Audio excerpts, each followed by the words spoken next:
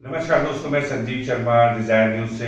आज फिर हम हैं अपने कार्यक्रम face to face big shot के अंदर और आज हमारे साथ हैं एक actor, model, social influencer Yashika Tushir ji, जो कि सोशल वर्क में भी, मीडिया के अंदर भी कहीं ना कहीं आप सुर्खियों में रहती हैं। तो यशिका जी, आप डिजायर न्यूज में आए, आपका स्वागत है। थैंक्स। और आप बताइए कि आपने किस तरीके से इस प्रोफेशन को चूज किया, क्योंकि आप मॉडलिंग में भी हैं, आप कई उसमें जूरी भी रह चुकी हैं, तो कैसे आपने इस प्रोफेशन को चूज किया? संजीव जी, ये प्रोफेशन मेरे लिए सपने सपना था मेरे। इस प्रोफेशन में आना मेरे लिए बहुत बड़ा ड्रीम था कि मुझे कुछ ऐसा करना है कि अपने आप को दिखा सकूं कि भाई मैं हूँ कुछ। मैं अपने नाम से फेमस होना चाहती थी कि भाई योगिता भी कुछ है। तो ये जर्नी मेरी स्टार्ट हुई 2018 से। अच्छा। मैं हाउसवाइफ थी एक्चुअली। मैं घर पे रहती थी, सोचती थी क्या करना है अभी, क्या नहीं करना है। ड्रीम तो बचपन से ही था कि तब मैंने एक टाइम पे जब सुष्मिता सेन जी मिस यूनिवर्स बनी थी, तब के टाइम का ये दिल में था कि भाई हाँ, ये चीज भी कुछ है अपने आप को फेमस करने के लिए, दुनिया की निगाहों में आने के लिए कुछ करना है। तो भाई मुझे अभी यही करना है। मेरी फैमिली के सारे गवर्नमेंट जॉब में हैं, जितने भी मेंबर्स हैं, बट मेरा सपना नहीं था कि मैं गवर्नमेंट जॉब करूं। तो मम्मी पापा को बोला कि ये करना है, तो उस वक्त तो उन्होंने नहीं कि नहीं, ये कुछ नहीं होता भाई, गवर्नमेंट जॉब में ही है जो कुछ है, इस चीज में कुछ भी नहीं रखा। तो देन ये बात खत्म हो गई, सपना भी कहीं ना कहीं वहीं ठहर गया। तो शादी हो गई, फिर बच्चे हो गए, तो ध्यान सबसे चीजों से हट गया। तो एक टाइम पे ऐसा है कि भाई कुछ नहीं लाइफ में किया, अब क्या ही करना है, अब तो जिंदगी खत्म हो गई एक तरह से। बट देखा कि एक बार फिर टीवी में देखा, भाई सुष्मिता सेन जी को देखा, उनकी मूवीज देखी, फिर से वही दिल में आ गया कि भाई अब तो मुझे करना है, अब सबके लिए जी लिया। अब मम्मी पापा के लिए भी कर लिया है, हस्बैंड के लिए भी कर लिया है, अब बच्चे हो गए हैं, बच्चों के लिए भी कर लिया है, बट अब कुछ नहीं, अब अपने लिए। तो आप कैसा महसूस करते हैं जब आप इस फील्ड के अंदर आ गए? अब आप कई शोज के अंदर हमने देखा, आप एज ए जूरी भी जाते हैं, आप खुद भी रैंप वॉक करते हैं सारे का सारा, तो अब कैसा महसूस होता है आपको? दिल से देखो तो बहुत ज्यादा अच्छा लगता है। मैं रैंप वॉक करती हूँ तो वो खुशी होती है कि भाई आज जिस मुकाम पे हूँ, इस मुकाम को हासिल करने में जो सेक्रीफाइस थे, जितनी मेहनत थी, वो की है, और आज इस मुकाम पे आके रियली बहुत दिल में खुशी होती है, बहुत अच्छा लगता है। तो अभी तक कितने अवार्ड आपको मिल चुके और आगे क्या प्लान है आपका जिंदगी का? अभी तक मुझे काफी अवार्ड्स मिल चुके हैं। अभी तक 2018 में जब मिसेस दिल्ली एनसीआर में सिलेक्शन हुआ था मेरा, तो वहां भी मेरे को मिस इंस्पिरेशनल के अवार्ड मेरे को मिला था। और वहां से जब फिर F3 मैगजीन की तरफ से मुझे अवार्ड किया गया, शो स्टॉपर मुझे बनाया गया, होर्डिंग्स लगे हैं, मुझे ज्यूरी बुलाया गया, काफी सारे अवार्ड वहां से मुझे मिले। और अब जो मेरा एक फैशन शो था, उसमें भी एज ए ज्यूरी मुझे वहां नॉमिनेट किया गया, वहां भी मुझे अवार्ड मिला है। तो काफी मैंने अचीवमेंट किया है उसमें आके, फील्ड में आके। नहीं, अगर मैं एक बात आपसे कहूं कि जैसे आज के टाइम में आपकी शादी हो चुकी है, तो आप मैरिड वुमेन के लिए क्या मैसेज देना चाहेंगे कि क्या उनको जिंदगी में इस प्रोफेशन को या जो उनकी तमन्नाएं हैं उसको अपनाना चाहिए या सिर्फ घर बैठ जाना चाहिए? नहीं, मैं ये बोलूंगी जितनी भी मैरिड वुमेन्स हैं जो हाउसवाइफ हैं, होम मेकर हैं जो, तो वो अपनी इच्छाओं को कहीं ना, वो अपनी इच्छाओं को मारे या उनको नहीं दबाए, वो अपनी इच्छाओं को पूरा करने के लिए पूरा मेहनत करें। वो देखे कि वो कुछ भी कर सकते हैं, वो एक होम मेकर नहीं रह सकती, वो अपने सपनों को इजीली पूरा कर सकती हैं। बट एक उसमें उनमें कॉन्फिडेंस लेवल होना चाहिए, उनमें जितना अपने आप में आत्मविश्वास होगा, तो उस जगह वो अपने आप के सारे सपने पूरे कर सकती हैं। और मैं तो ये कहूंगी, घर को में ना बैठकर, घर को न संभाल कर बाहर निकलो, अपनी इच्छाओं को, अपने सपनों को पूरा करो। नहीं, बहुत अच्छी बात कही आपने कि देखिए, अगर पैशन है और अगर उनके अंदर विल पावर है तो नेचुरली वो आदमी तरक्की करते ही है।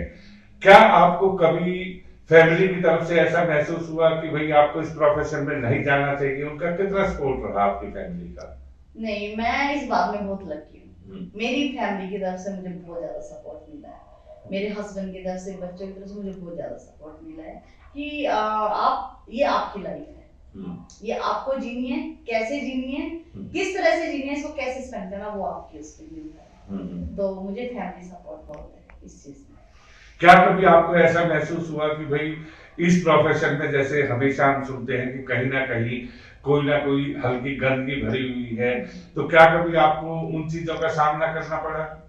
हाँ, इस प्रोफेशन में बहुत सारी चीजें ऐसी हैं कि अगर आपको यहाँ सफल होना है, अगर आपको यहाँ कुछ करना है, तो कहते हैं ना, कुछ चीजें ऐसी जहाँ कंप्रोमाइज यहाँ नाम दिया जाता है कि अगर आप कंप्रोमाइज करोगे तो आपको ये चीज मिलेगी।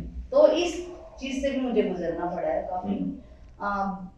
मैं उस न्यूज चैनल का नाम नहीं लूंगी, नहीं, हम जानना भी नहीं चाहते, क्योंकि सवाल ये है, जो चीजें एक पर्दे के अंदर है वो पर्दे के अंदर रहे, लेकिन हमारे दर्शकों को ये जरूर पता चले कि भाई ये प्रोफेशन कोई इतना आसान प्रोफेशन नहीं है, इसमें भी सारी चीजें आपको झेलनी पड़ती है। यहाँ ये कुछ भी इजी नहीं है, इस प्रोफेशन में तो कुछ भी इजी नहीं है। यहाँ पे ऐसा है कि अगर आप जरा सा अपने आप से हिल गए ना, दिख गए, अपने आप में कॉन्फिडेंस आपने खत्म कर दिया, तो यहाँ पे ऐसे इस फील्ड में बहुत जानवर बैठे, मैं सॉरी फॉर दैट, मैं बहुत सारे जानवर है जो आपको निकल जाने के लिए रेडी।